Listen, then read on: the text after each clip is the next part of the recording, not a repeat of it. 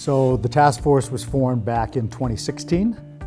We were fortunate enough to receive $20 million from the state with the assistance of then Senator Josh Newman to create a regional approach to addressing three focus areas. And those focus areas were re-entry of prisoners back into our community, youth violence, and homelessness.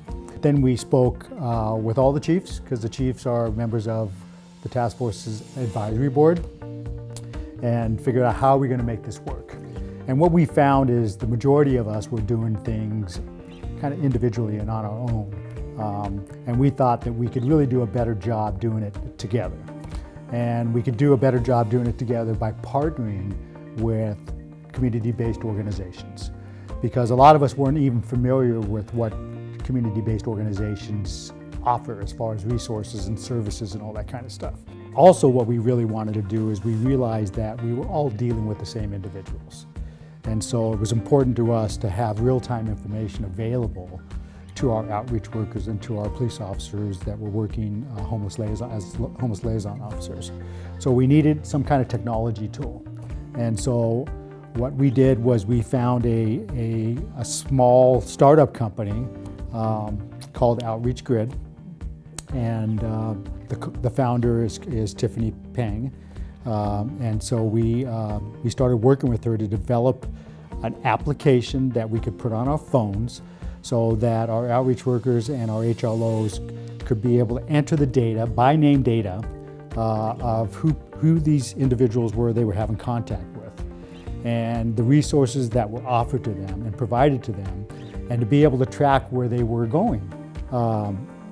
So that if I'm a police officer in Buena Park, I may come in contact with Corey Sianez, who is a homeless individual in the city of Fullerton, and go, oh, you were contacted by Buena Park yesterday, they were offering you some veterans services, they were having trouble finding you, why don't we get you back into working on that?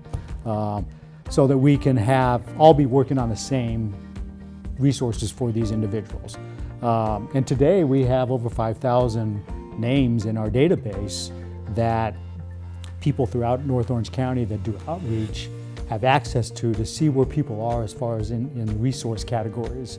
We've actually extended that into a bed reservation system so that our shelters in North Orange County, our officers in the street don't have to spend the time on the phone, waiting for somebody to answer the phone at some of our shelters to see if they have a bed availability, that they can do it right on their phone. It's kind of like an app that you use to get a hotel, like hotel.com or something like that.